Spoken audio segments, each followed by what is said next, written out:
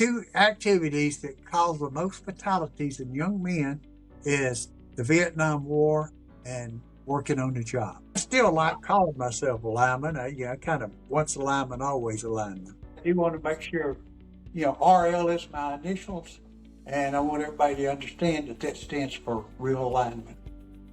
It was a pleasure working with you, and I really can't sing your praises high enough, because you did have an empathy toward the people. You wanted to make sure that they were working without hurting themselves. We can actually move the needle further if we use AI effectively, crunch the data, and nudge the different stakeholders in a project, and help them take a break, or help them go home to their families, and things like that can make it easier. Have you ever been in a movie before? Have you been a movie star before, RL? Well, actually, I was asked to help out on a movie. It was called Life on the Line. Now, it wasn't readily accepted by a lot of the linemen, but Hollywood did get their input in there. As a Vietnam veteran and an Army veteran, I really have a soft spot in my heart for old soldiers, and I do know that there's a lot of these old soldiers that are on the street. They have some problems.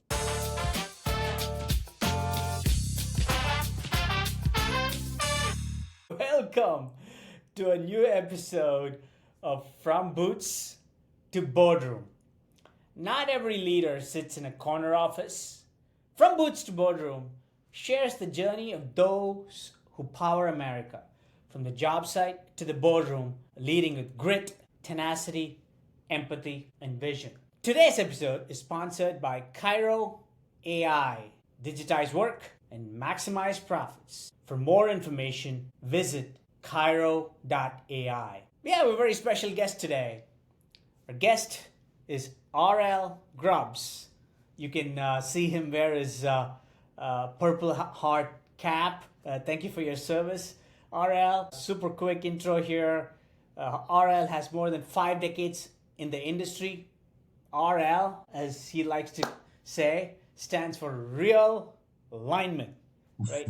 He's seen many, many positive changes in the industry from the time his career started way back in the mid-60s. And, he's seen the improvement in safety from, the number of deaths of linemen in the trade used to be 50%. So 1 in every 2 linemen pretty much knew that they were going to die, to the latest metrics is 1 in every 2,000, so 0.05%. That's a significant change, and I'd love to know more about how RL has seen the evolution of safety in the workplace. He's a certified CUSP. He's a certified OSHA 10 and OSHA 30 trainer. He's a lifelong Texan, decorated veteran of foreign wars, as you can see from his cap. And RL and his wife have 2 children, 5 grandchildren, 7 great-grandchildren. RL, thank you so much for being on the show. I appreciate the opportunity to be here. Yes, sir. Yes, sir. That's great. So, let's get started. You worked for me at Think Power Solutions from around late 2018 to early 2023, somewhere around the time frame. You left Think Power. You retired to marry somebody you knew from your high school. And, you told me the main reason was to make a new Hari in Southeast Texas. Just curious, is there a Hari roaming around in Southeast Texas? Not as of yet. And I really told you that because I was wanting you to let me retire. And I told you I would name my firstborn after you. And we will uphold that promise. But I really think there's a reason God gave babies to young people, since we're both in our 70s.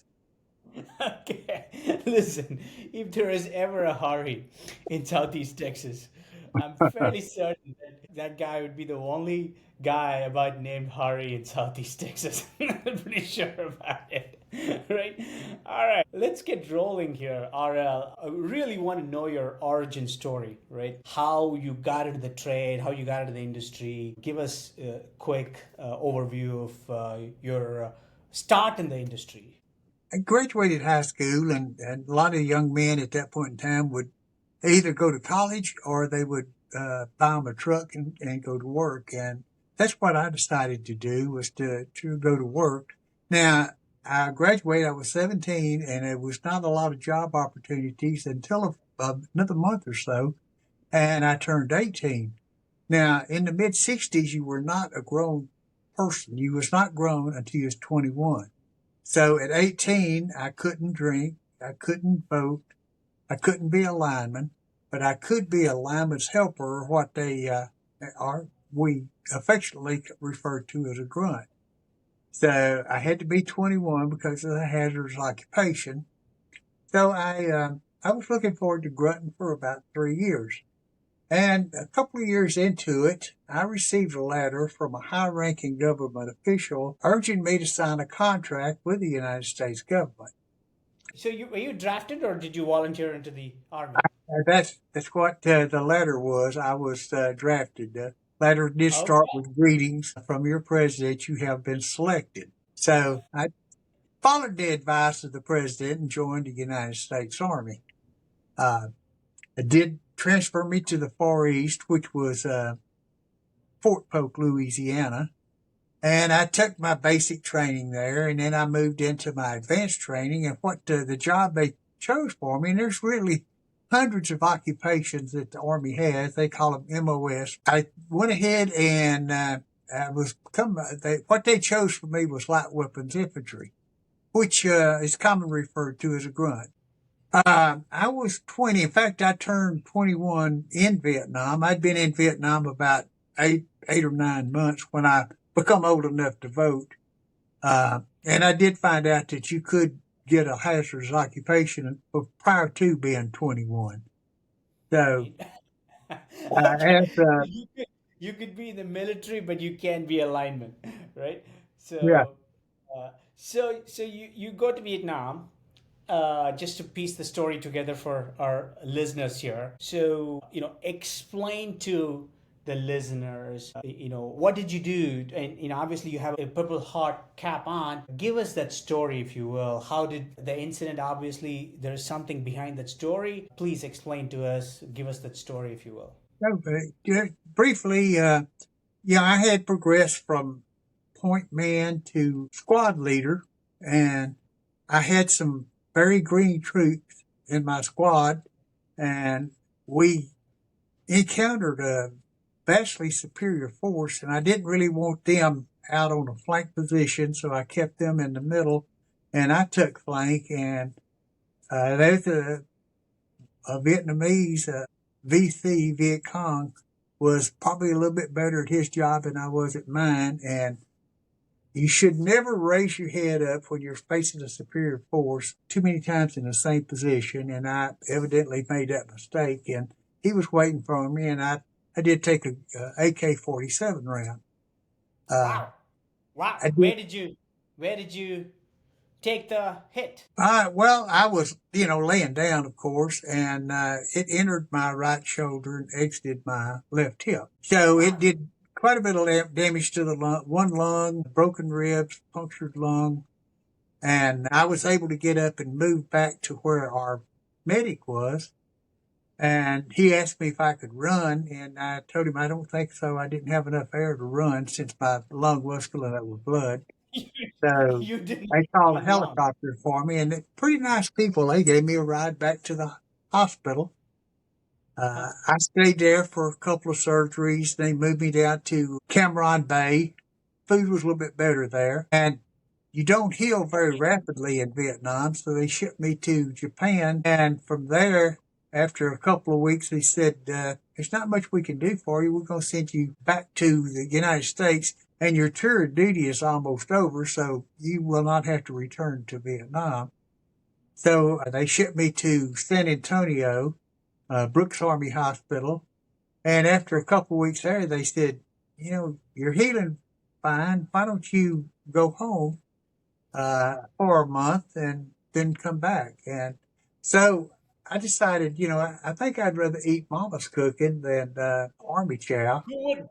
Who wouldn't, So I right? went home, and after a month, and I wound up getting married while I was doing this. And then when I went back to the post at Fort Hood, I was married. And so once I got out of the Army, I went back to the power company where I was working as a grunt and asked them for my job back. And they said, yes, we'll give you your job back. We're going to give you your time back.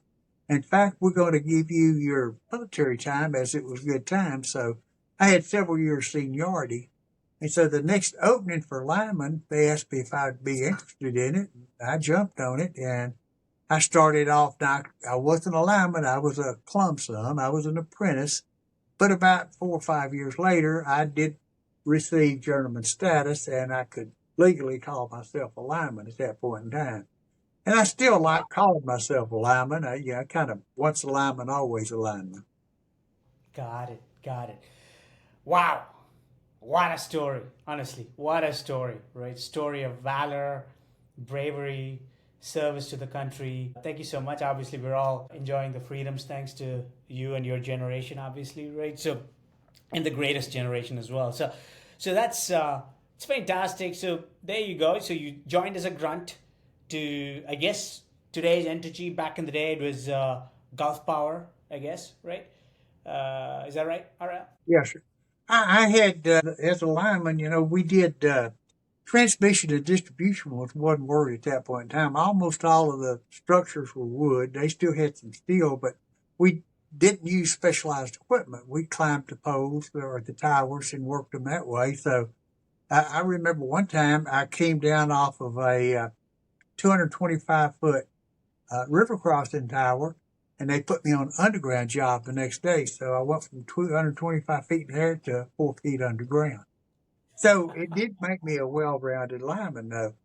And then I got an opportunity to be a troubleshooter, which was a very good job. I really enjoyed that. Every job was different, and I didn't. I loved being a troubleshooter. I hated the shift work, though.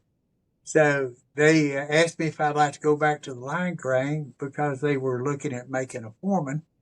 And so I went over there. They looked at me for a little while and asked me if I'd like to be a foreman. So I tried that. And a couple of years later, they asked me if I would consider a job in safety. And I'd indicated that I was So, interested in the safety position. RL, before you get into safety, because that's obviously the bulk of your career, that's how I know you, right? So let's kind of, wrap up our career, your career rather, as a lineman, although you're always a lineman. So which of those jobs that you mentioned, overhead, underground, and troubleshooter, which of those did you find to be the foreman? Which of those find to be the most challenging role, and why? I think the troubleshooting job was the most challenging because every job was different. The customer would call, said they're having a problem with the lights, and I would go out and listen to the customer. They told me what they thought was wrong, and then I would go back and start investigating myself. And I was by myself, worked completely by myself. So I had to learn to make sure that I did not get myself in a bind. Yeah.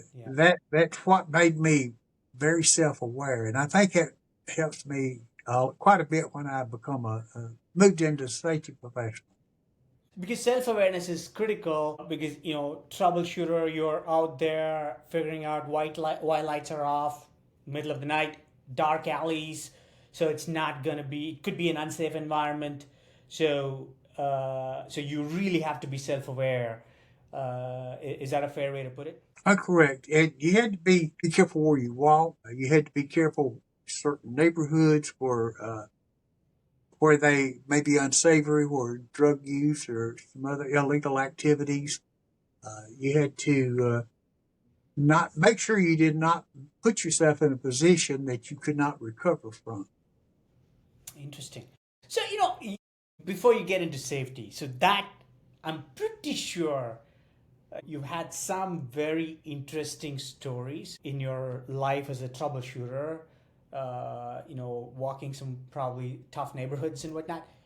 Give the listeners and viewers just one of the most interesting stories that you could share. Well, there was one story where I was shooting trouble, and there was an apartment complex, and they bought primary power, but they had one unit out, and they had called an electrician out, and I finally narrowed it down to where I found a bad transformer. Well, it wasn't a bad transformer; it was a bad fuse. And they said somebody had come up and he put a device on it, and there was a big blue flash, and he left.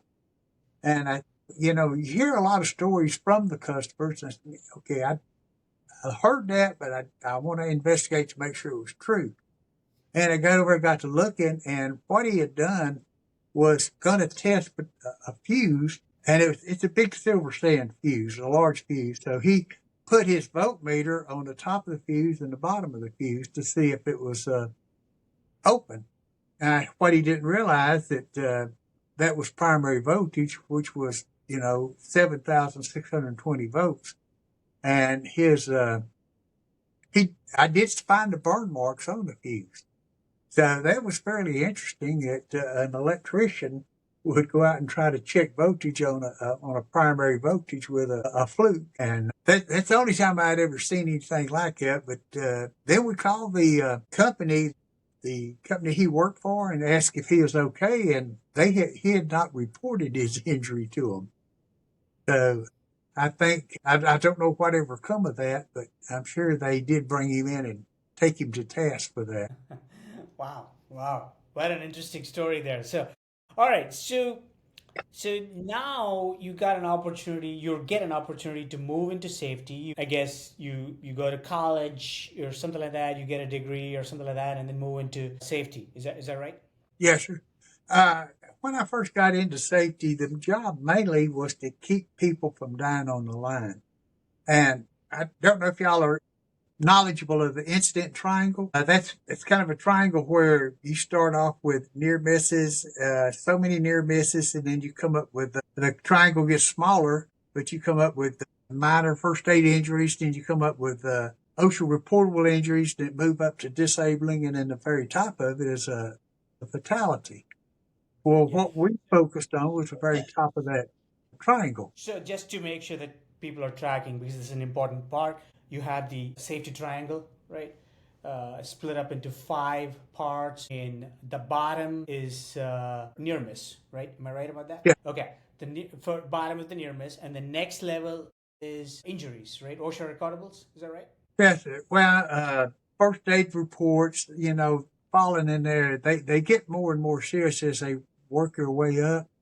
Then you come up with OSHA reportable, and then restricted duty, disabling injuries, and then the And the very fatality. top, you have the fatalities, which Correct. obviously you want it to be as low of a number as possible, right? Ideally 0. So that's what we focused on then. And the company I was working with, we had about 5,000 employees working for that company, but we did have a fatality about every 2 years. And it was regular, and if you started putting the pieces together, those numbers didn't change much between the bottom of the triangle to the top. It was like 600, 300, 30, 10, and 1. So we started focusing on the bottom of the triangle. And that's when I realized that there's more to it than just trying to stop electrical accidents. And I went to school. There was my GI Bill was gone by that time. The time had run out for it. But in Texas, it's called the Hazelwood Act. And if you're a Texas veteran, you can go to school actually for the rest of your life. And so I went to Lamar University, and I pursued a degree in occupational safety and health, which was an associate degree, associate applied science. And that's a 2-year degree, but it took me about 4 years to do it since I was working days and then just going to school at night. So I did achieve that degree, and I graduated with honors, actually, because I was a little bit more interested in it than when I was in high school, I guess. But and I was married, and I didn't have the same distractions as I did in high school.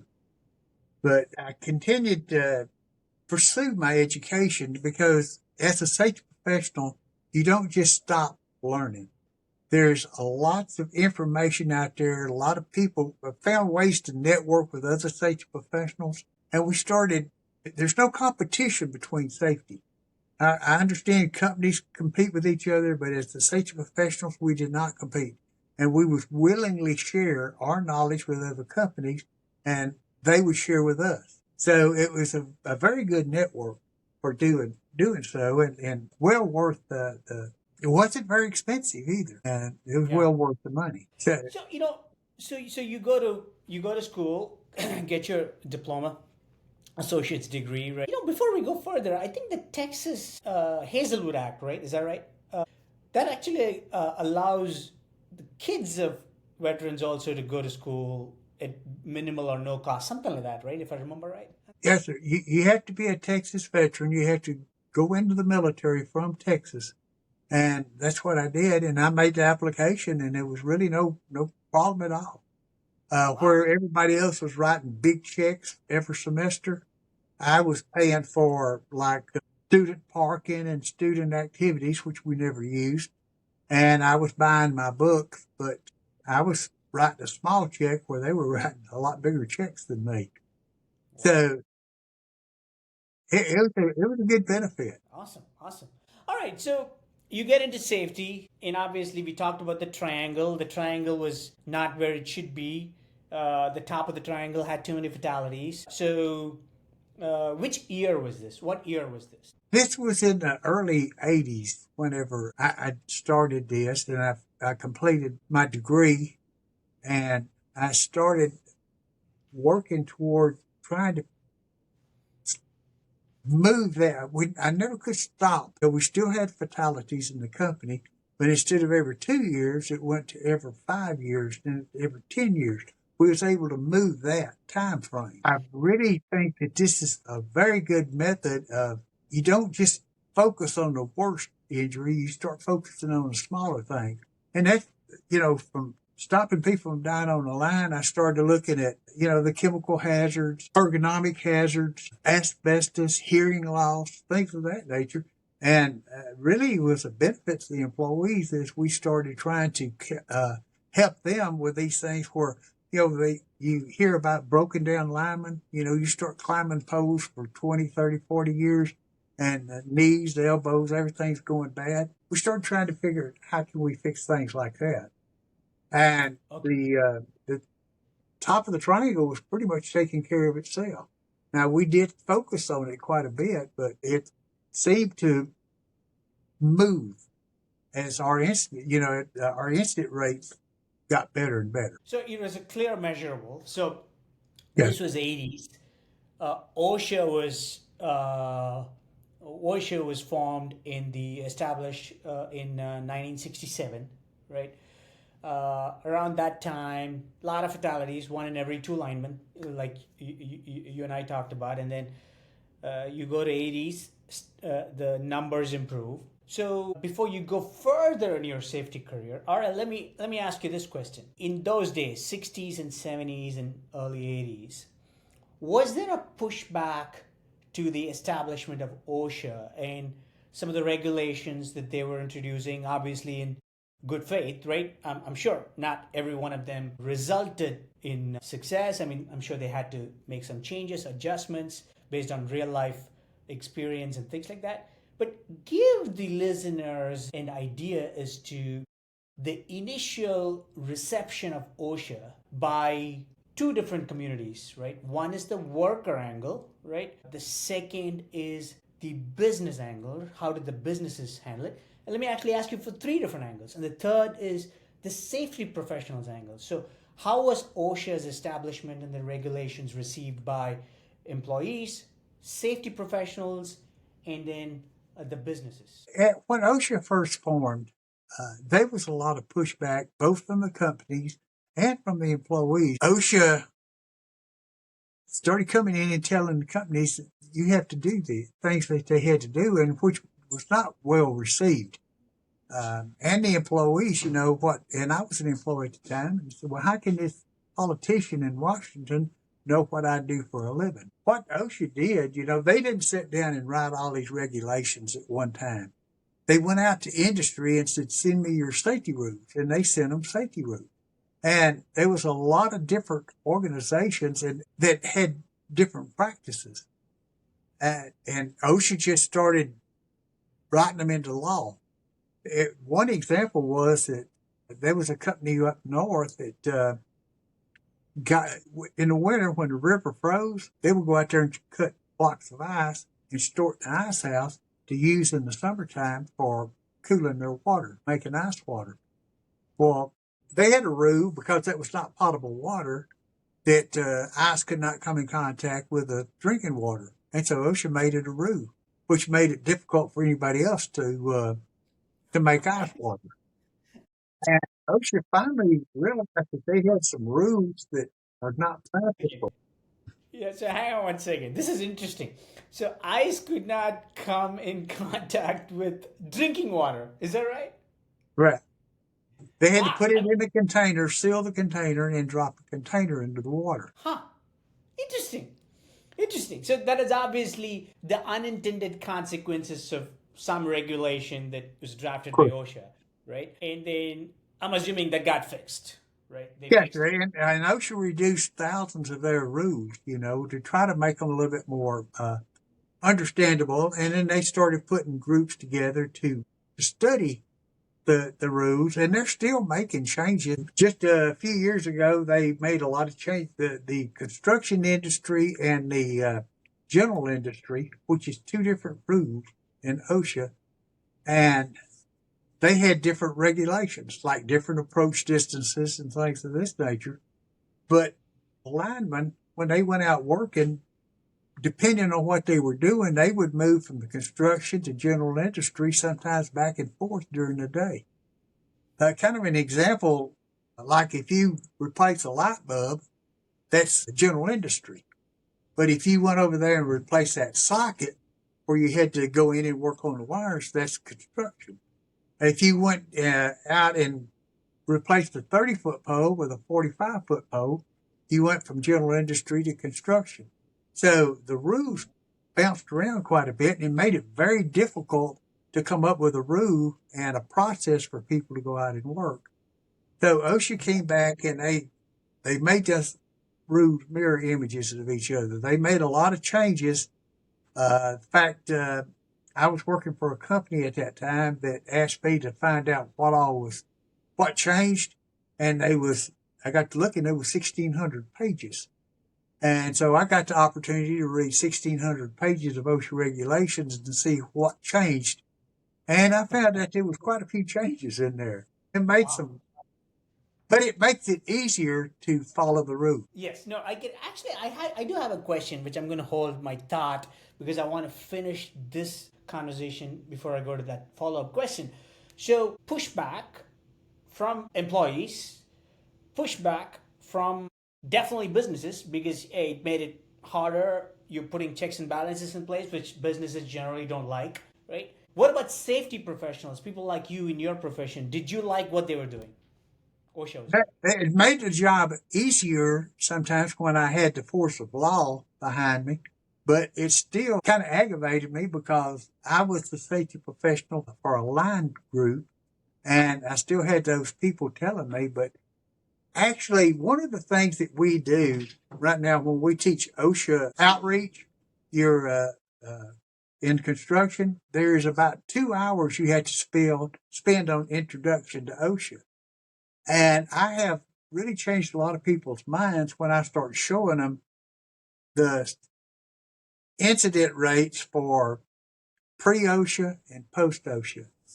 In fact, when it was during the height of the Vietnam War, and when they were trying to get Congress to okay, because, this is an act of Congress to establish OSHA, they said the two activities that cause the most fatalities in young men is the Vietnam War and working on the job. Wow. They compared those. A couple of things here, a couple of follow-up questions. You're talking about complexity of OSHA, right?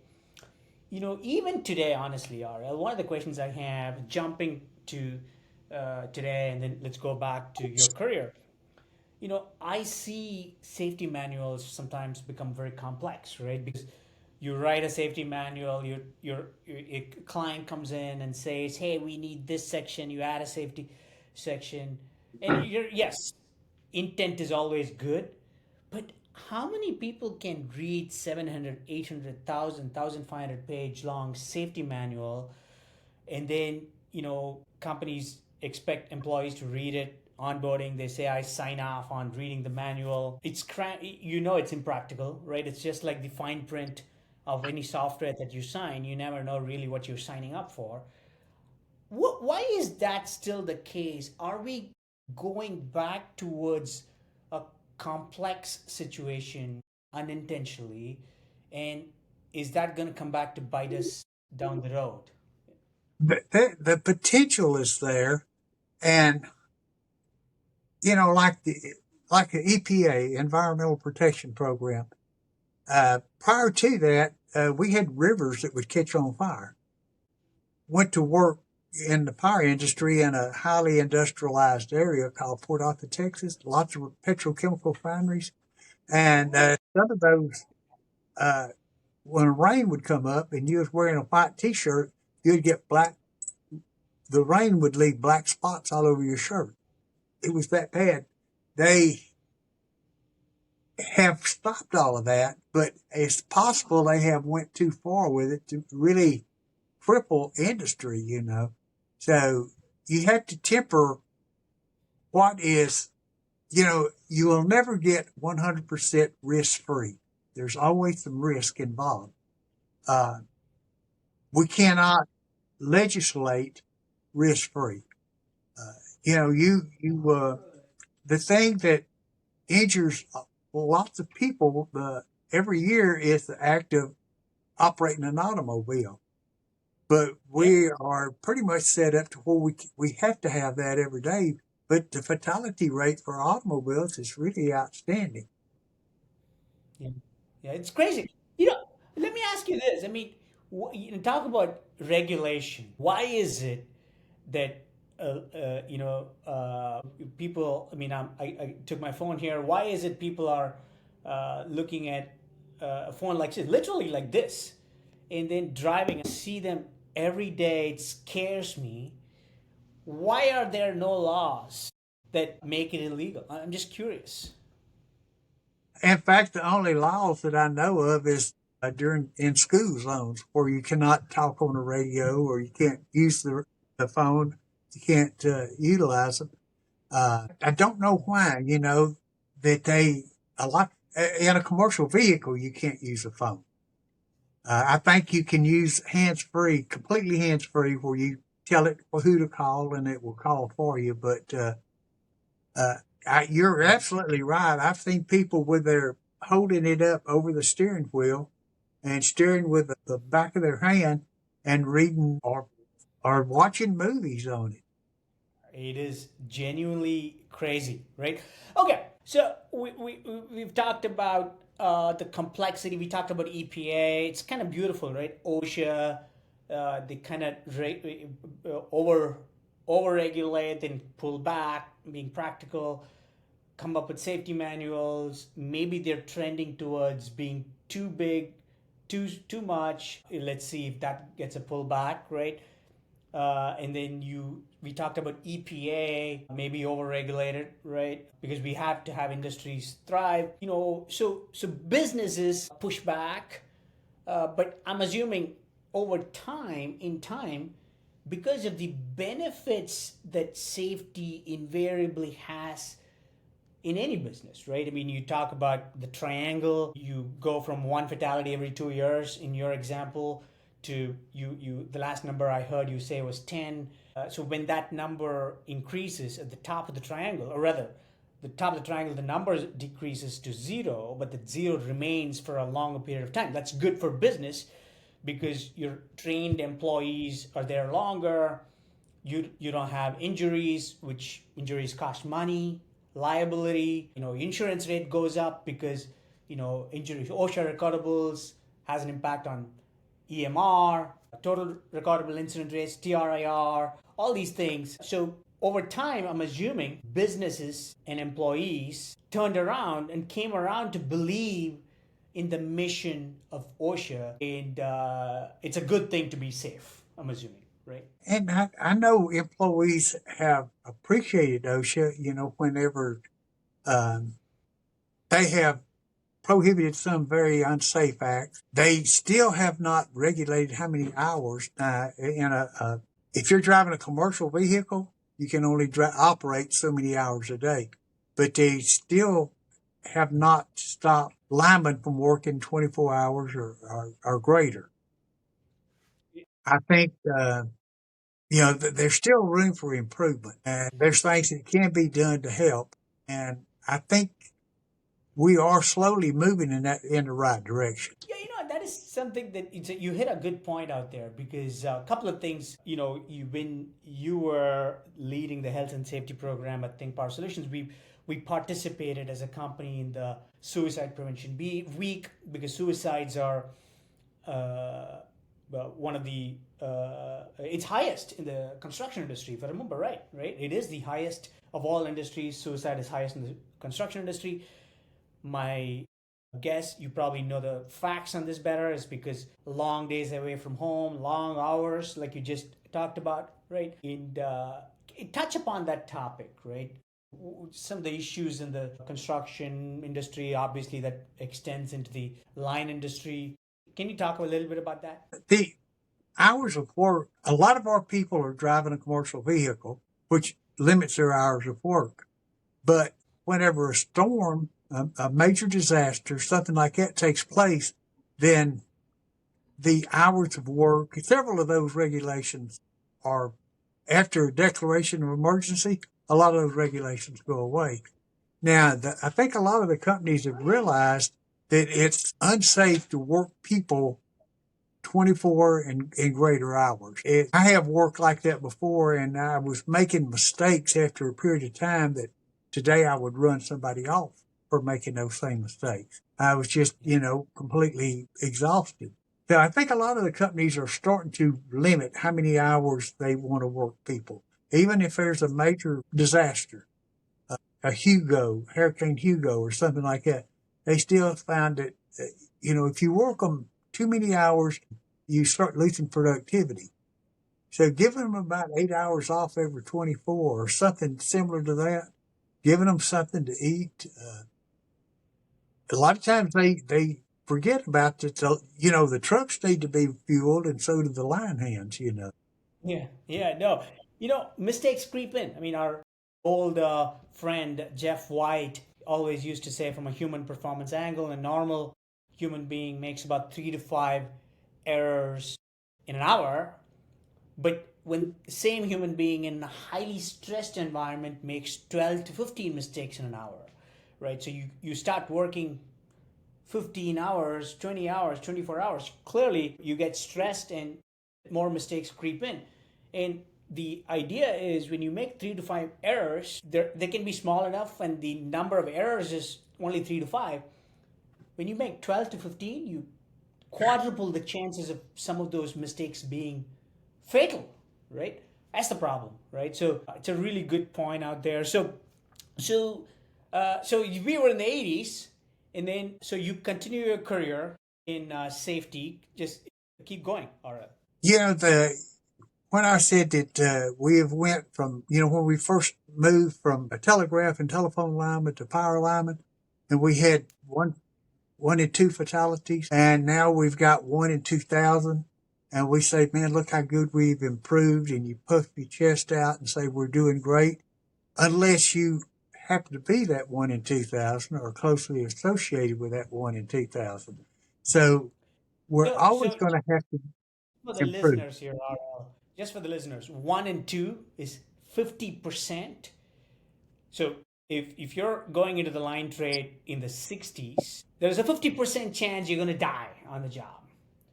Whereas now it's 1 in 2,000, which is 0.05%. Still high, right? But just look at the difference, the impact that health and safety has had. I just want to emphasize that point. You keep going. All right. Yes. Yeah, the OSHA has done quite a bit for us. And I know sometimes we think they've have gone overboard, quit preaching, and went to meddling is what we used to say. OSHA doesn't necessarily mean our Savior has arrived. They still have to go out there and act like a police force. And when they first came into being, they had to do that. They had to let everybody know that, hey, this is a government organization and it does have some power. So they did, and people could potentially go to jail if they have some problems. Don't comply. And now they're more trying to help. I have ran across lots of OSHA compliance officers when I was working major devastations, hurricanes, things of that nature. They would come in and they was not pulling out their ticket book and writing citations. They would come in and start talking with you, and sometimes they would tell me something. Hey, that's a great idea. We're going to do that. And sometimes they'll tell me something. No, that's impractical. We can't do that. But and I've convinced them that's not, it's not required by law, but actually it's not required because it's impractical to do. So they try to help us as much as possible. I have never ran across an OSHA compliance officer that I could not get along with. I was still working for the power company, and they called me up one time and asked me to go help them with a fatality that they had a new compliance officer that didn't know anything about line work, and would I go help her?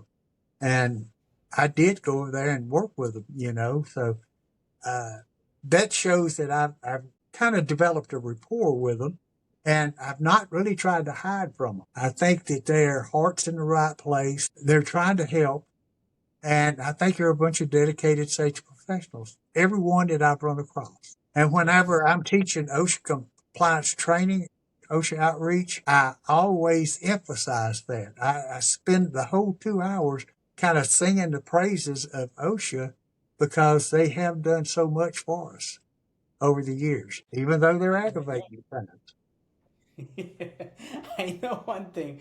You're one of the biggest advocates of OSHA. Yeah, obviously, you've seen the evolution of the safety industry, so rightfully so. So from there, obviously, you had a super successful career at Entergy, and then you retire from Entergy. You go on to continue your OSHA 1030 training and things like that. And then 2018 comes, and the company I was running at that time, Think Power Solutions, we were unfortunately involved in an incident in Texas, which has since been resolved. But anyway, back in 2018, there's a big issue. We were about to be pulled up in front of major players at Entergy. We got introduced by our common friend Jason Riddle, and we were about to go to meet the heat with Entergy a couple of days later. And to this day, I don't really know. I mean, obviously, deeply grateful for joining us. I still can't believe that you joined. I mean, nobody would have touched the company with a 100-foot pole. You joined Think Power, and then you really established a safety culture because we were a young company at that time, growing rapidly, and you established this really great safety culture that to this day that helps the company being entrepreneurial, psychologically safe, super important piece of the puzzle, right? Employees were comfortable sharing what they saw, the stop work authority and whatnot. So that being said, why did you join the company in 2018? Because you're literally, I remember you were about to go to Oklahoma and teach a OSHA class. You canceled that, came to face the heat at Entergy. Explain to me that. Well, I did not really want to go work at Fatality because that is really not good work. I have unfortunately worked several of them, and it does take a toll on you. But you sounded like your heart was in the right place. You wanted to try to do the right thing. And so I said, okay, I'm going to help you with that. And actually, I thought whenever that was over with, that you was going to let me go. And you asked me if I would stay on and try to develop a safety program for you. And so I did. And you were very receptive. It was a pleasure working with you. And I really can't sing your praises high enough because you did have an empathy toward the people. You wanted to make sure that they were working without hurting themselves. And we spent a lot of time on that, and we got the employees to help us with that. Those shareable moments where they said, hey, this can hurt you, watch out for it. And it's a whole lot easier. I think it carries more emphasis if one of the employees says, hey, don't do that, that'll hurt you, than a safety man saying it. Like whenever you was a teenager and you wanted to borrow the car and your daddy said, okay, you can borrow the car, but I don't want you drinking in there. And you, oh, Daddy, don't worry about that. And you're thinking the whole time, Daddy's an idiot. I'm going to go out there and score me some alcohol as soon as I can. But if you get in the car and you say, hey, let's go get us some beer. And one of the hands says, man, we better not, we could get in trouble. That carried a lot of weight. And I brought that into these companies that I've worked with, is let them tell us what's wrong. And it seems to work well. And obviously your career itself, starting as a grunt, growing in the line trade, becoming a journeyman lineman, and then getting into safety gives you the credibility to do what you do, right? So that's an important piece of the puzzle there. So let's get into RLisms, because you and I have written a few articles together about safety. Educate the audience, educate the listeners about some of the RLisms you got. Okay, that RLisms, I used to try to come up with, I'm kind of a country boy, and I like to keep things simple. And I come up with some of these ideas that some people, 90% of the rules are written for 10% of the employees. That doesn't sound right, but actually only 10% of the employees are going out there violating rules and hurting themselves. But I want to ask the audience a question. Have you ever partied a little bit too much the night before and you showed up for work the next day still under the influence? Have you ever sat up with a sick young'un all night and you're really exhausted? Do you have an elderly parent that you're waiting on that phone call and that's on your mind? If you can tell me that, yes, I have fallen into that, you are part of that 10% at that point in time, I will look you dead in the eye and tell you I have been in that 10%.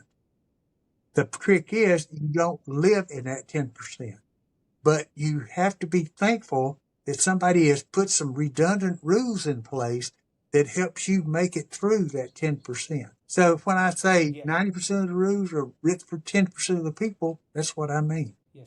So the idea, just expanding to the listeners here, is that doesn't mean only the rules are applicable to 10% of the people. 100% of the time, it is generally applicable to 100% of the people, but only 10% of the time, because for the most part, you're in good health, good spirits, get a good night's sleep, and things like that. But there are days when you wake up like, hey, taking care of your sick child, or taking care of a sick parent, or whatever it could be, whatever could be the reason, and you're not 100% focused. So your rules help you in those 10% of the time. Is that the right way to put it, RL?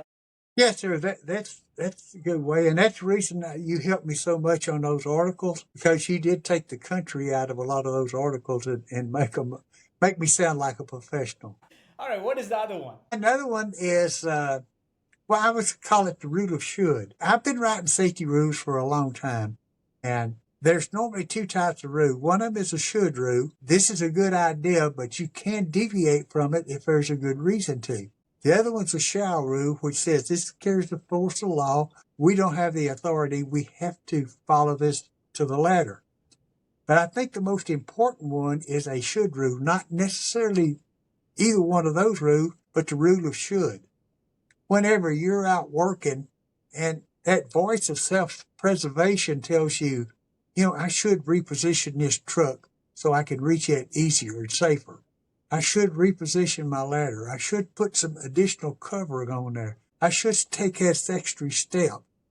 That's when that rule of self-preservation is telling you, you should do this. That is, in my opinion, the most important rule there is. And if we could all follow that rule of should, where we're telling ourselves this is what we need to do, then we could probably do away with safety people and a lot of our safety rules, if people would just follow that rule of should, where you're thinking this is what I should do. Got it. Got it. Okay. That's great. And is there any other RLisms for the audience here? Well, I've always says that no one violates a life-threatening rule. And I know that the people listening to this have been involved, closely associated with a very serious accident where rules were violated. And they say, well, that's silly to think that no one violates a rule like that. You will not violate that rule if you think you're going to get hurt doing it. You think you're good enough to violate the rule. And we've got safety line people here that's so knowledgeable and so skillful that they can dance around those rules. And you can get by with that almost every time. But once when you happen to be in that 10%, or if somebody else does something inappropriate and you don't anticipate that, that's whenever you can get in trouble. That's what I mean is no one violates that rule if they think it's going to hurt them. When that rule of should kicks in, that's telling you that even though you're a skilled professional lineman, that you need to follow that rule. You need to do something different because that rule of shoulds kicked in for that self-preservation. Got it. Great words of wisdom, obviously, from a long-time safety man. I actually remember you wrote an article with that exact title, Words of Wisdom from a Long-Time Safety Man, something like that, right? So, all right, is there a role for AI to humanize construction, right? To humanize the utility industry? Can we use AI to nudge different stakeholders of a project managers, health and safety professionals, and others in the leadership team to say, hey, you know what, this crew out there or this employee out here has been working too long a period of time or has not gotten a break and stayed away from home for long periods of time. So this could lead to potential safety issues down the road. And that nudge can potentially help the decision makers to help keep the job site safe, to keep the crews safe, to keep the employees safe. What's your take on that? I'm sure you've kind of experienced a lot of this data analysis in your 40 years of health and safety industry. Sure, and it's very interesting. I've never thought of that particular, using AI to do that, but it is predictive. And I did similar work with an Excel spreadsheet, and so I could massage your data a little bit, but it was very time consuming to try to do that, and you had to make sure you ask it the right questions. With AI, that may really make it a lot easier for us to predict when it's time to give somebody a break, when it's time to give them a safety message, when it's time to let them call home and talk to their wife. And, you spoke of suicide rates and things like that, but in our profession, the divorce rate is very high. A lot of that, the class. That's super interesting to know, actually. Divorce rates are very high as well. And it's hard on family life. In my career, I missed a lot of birthdays, anniversaries. I missed holidays. That does have an impact on the family. So anything like that can have an impact. And then if a family does separate and divorce, that's a very traumatic occurrence for the guy working. And his mind or her mind is not necessarily on their job at the time. So a lot of things can impact that. And divorce rates, is pretty personal, and you don't really share that necessarily with make an incident report on a divorce rate. But things like that can happen. And if we can learn to temper our zest to try to get the job done quickly and done properly and get the lights restored, things like that. Because really, once you have major devastation, you can't go into a 7-Eleven and buy a pack of smokes. Everything is shut down. So it impacts a lot of lives. And so there's a lot of desire to go ahead and get everything completed. And sometimes we push ourselves too far, and it's not necessarily the company making it do that. It's our own desire to do a good job that does that. Let me ask you something here, if that's okay. So, have you done any analysis in your long career? Is there a group of people that get hurt more often, get hurt more severely? And could AI be used to predict that and help keep the job site safer? Yes, as a matter of fact, I did a lot of that when I was working for a power company. And it was a pretty good sized power company covering 4 states, but my territory was Texas. So I was utilizing my data. And I was, OSHA requires you to collect the data, but it doesn't tell you what you can have to do with it. And so I was trying to get that data together.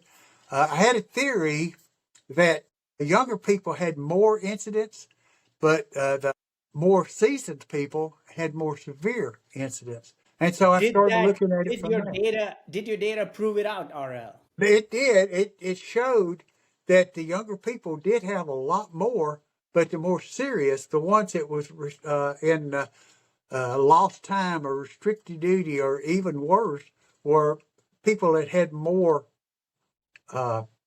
experience.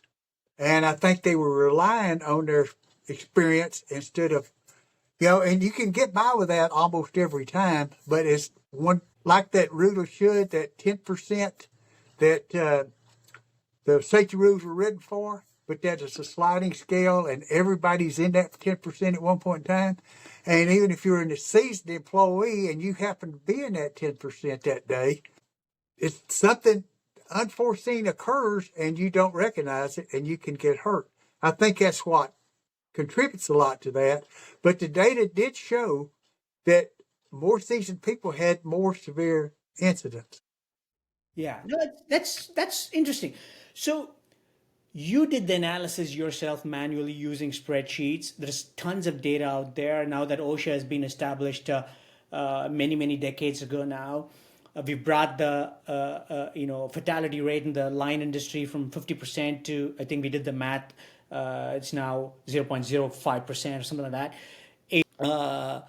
So we can actually move the needle further if we use AI effectively, crunch the data, and nudge the different stakeholders in a project, and help them take a break or help them go home to their families, and things like that can make it easier. Because candidly speaking, from a financial standpoint, which I've dealt with as in running companies and running projects, there are perverse incentives out there for project managers and companies as well, right? Because the longer employees work, sure, they get a bigger paycheck, but so does the company. The company makes more money. On the other hand, there is always that risk that comes when employees work longer hours and stay away from home a lot longer.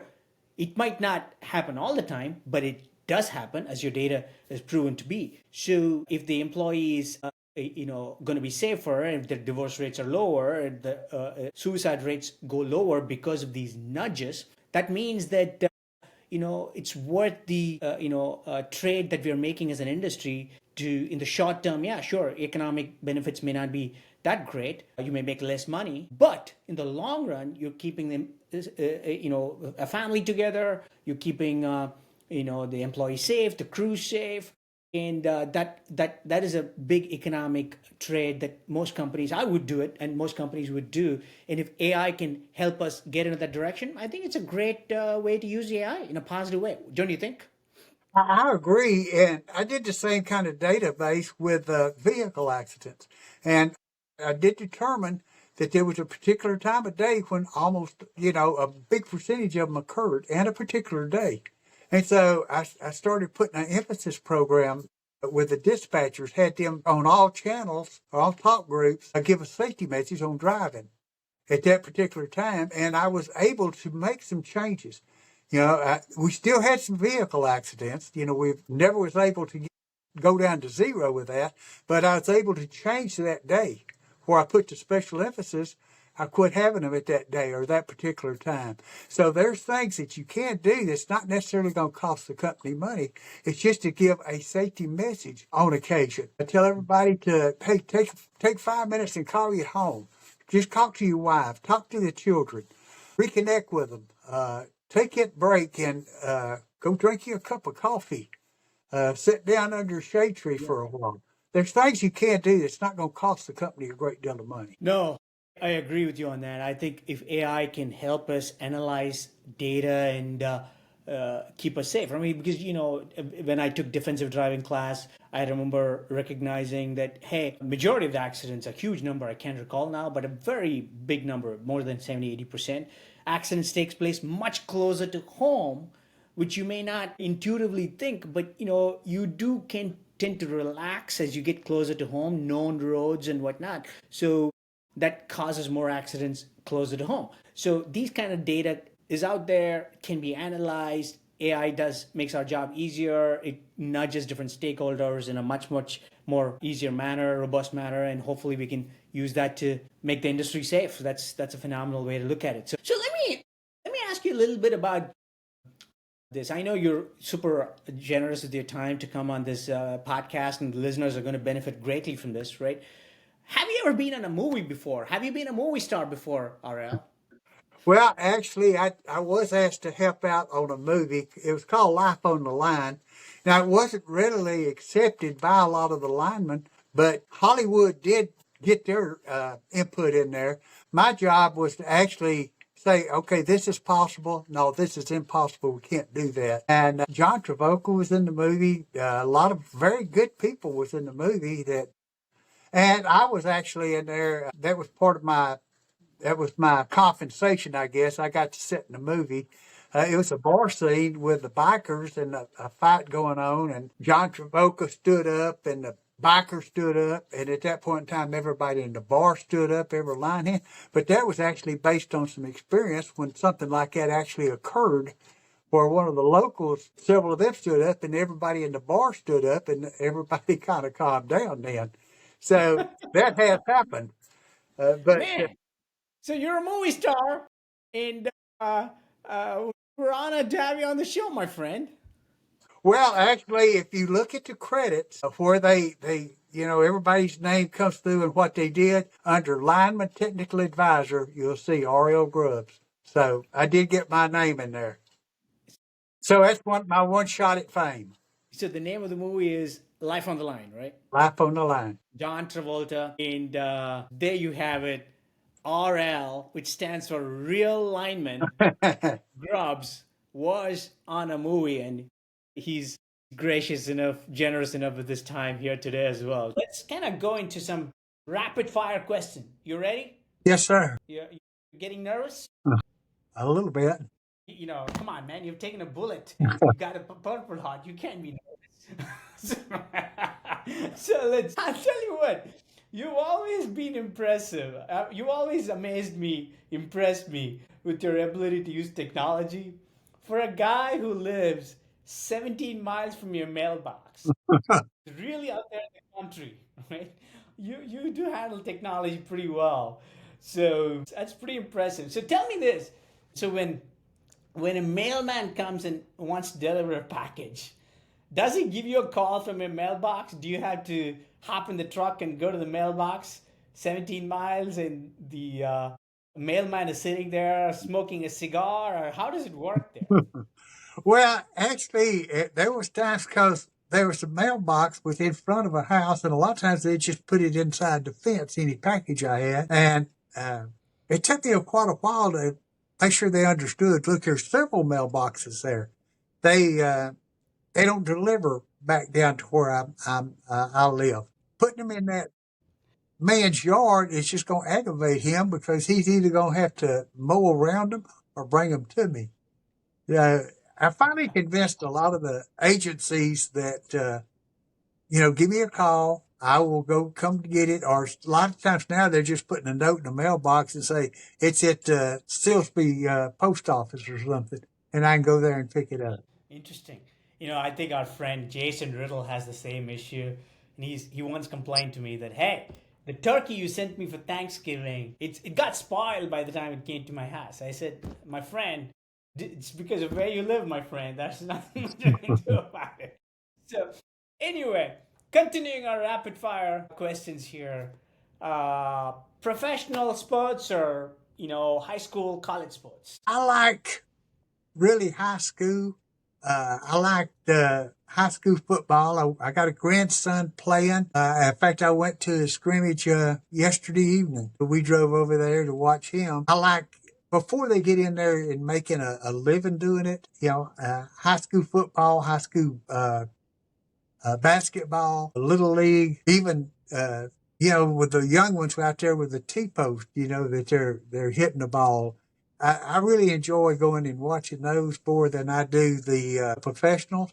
Now, I do ride over to Houston on occasion and watch Astros play because they're only about a couple hours away and kind of a hometown team. So I do like the Astros. So you definitely like the Astros over the Rangers, right? So that's good. So let me go back to your grandson. What sport does he play? He plays defense lineman. He's just 14 now, but he's a big old boy and he does well with it. I always thought he was too soft-spoken and kind-hearted to be a football player. Telling my wife, I said, if he hits somebody, he's going to probably apologize to him. But he really takes into it. He was going to a small school. He's moved to a larger school now. Parents moved. But he enjoys the band. And so he was playing football, and halftime he would have a tuba, and he was marching in the band out there. So he didn't get much rest. But I think now he's just focusing on football. That's good. Interesting. Well, we'll look out for your grandson one of these days. Obviously, Texas is a big ground for football players to come up through the ranks, high school. So that's great. Astros fan. So let me direct you an Astros question. I believe they won 2 World Series, right? Is that right? Yes. RL, you might be surprised. I've been to both those World Series, 1 game each, actually. I believe I went to Game 5 of the 2017 World Series. I took if you remember Jesse Guzman, I took him and a couple of customers. And I did take again Jesse and a couple of customers to the 2022 World Series. I believe it's Game 2, if I remember right. So the Game 5 was a thrilling game. 13-12. Astros won in the 10th inning, extra inning against the Dodgers. So 2017 World Series versus 2022. Which one was sweeter for you? I really... I enjoyed all the games. They're all, nail biters right there toward the end. And, I've always heard that the game is not over till the last out takes place. And everything can change. The game's going into overtime and things. I'm not sure which one I would say was the most exciting, but I really enjoyed. Sometimes if I was on the road, I was trying to find a radio station that carried them so I could listen to the game. It's just something I enjoy doing. I enjoy listening to the game or watching the game. And I enjoy watching it on TV as much as in person. So you're not going to pick one, but that's all right. But the next question, you got to answer. RL, you're president for a day, my friend. You have full control of Congress, House, Senate. What's the one thing you will do? Ooh, okay. If I got full control, as a Vietnam veteran and an Army veteran, I really have a soft spot in my heart for old soldiers. And I do know that there's a lot of these old soldiers that are on the street. They have some problems. I know that a lot of soldiers are having difficulties from injuries, exposures to chemicals. Recently, I was diagnosed with leukemia because of exposure to Agent Orange. They did take care of me well. It didn't cost me anything. And I was seeing the bills about $100,000 a month, and I was paying nothing. All I was doing was just driving over and getting my chemo and stuff. So I would try to do something to improve the status of our veterans. Got it. It's a really a good thing to do. And, it's great to see you. I know you were diagnosed with leukemia. I know you went through chemo. It's great to see you on camera and doing well. And I'm glad to know you're in remission. So that's a great thing. So that's local. What would you do one thing internationally? Obviously, America is the world's superpower. What would you do internationally? I guess I'm glad I'm not a politician. Now, I'm kind of an armchair politician, and I've always said, okay, that's not the right thing to do. I'm real concerned about our welfare program, and it's so easy. Anytime you come up with a rule to help someone, you open up an avenue for somebody to exploit that. And it's very difficult to weed through those and see which ones are real, which ones are fraudulent. I'm not sure how to fix that, but, I really worry about some single mother not being able to feed her children because of we're trying to keep somebody from exploiting that rule.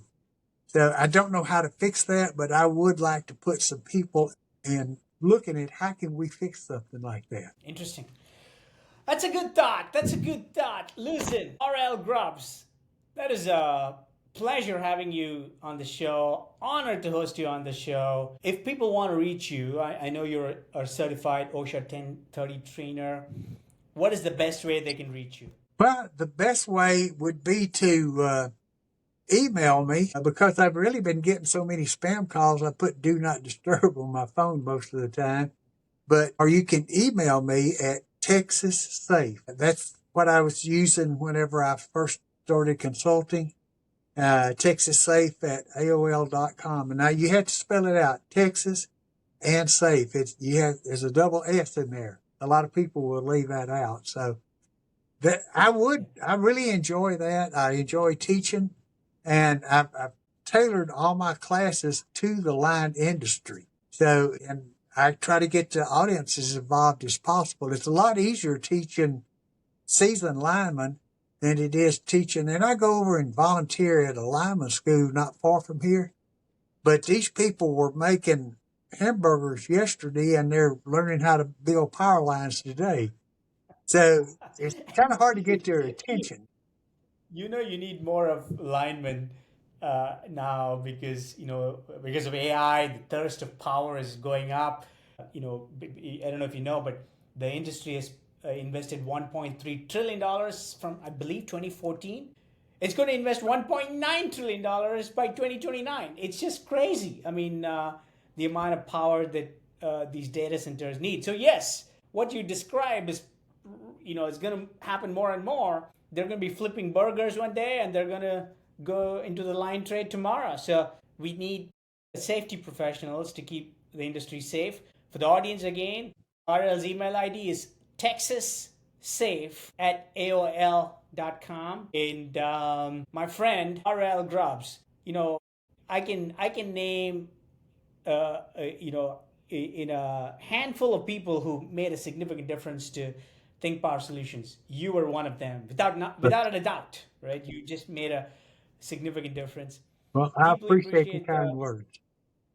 Yes, deeply appreciate the effort that you put in, and appreciate the relationship, appreciate the leadership, appreciate your service to the country, service to the world, and great to see you back in full vigor. Glad to know you're feeling great, and you stay safe, my friend. Okay, I appreciate that, and I ended almost every safety meeting I've done for the last several years by saying I appreciate y'all's attention. And you be careful now, you hear? Thank you. Yes, sir.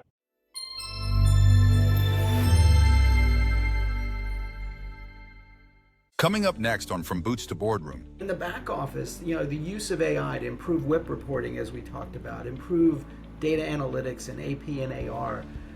I think it's having a step change improvement in the productivity and the impact that construction financial professionals can have on their businesses.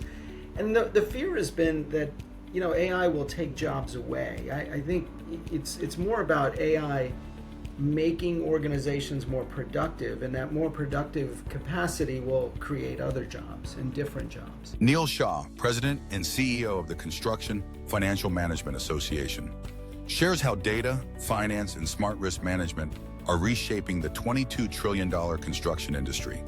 From working capital discipline and cash flow strategy to AI's role in construction finance, Neil reveals how financial leaders keep projects moving and businesses growing despite economic headwinds. Stay tuned.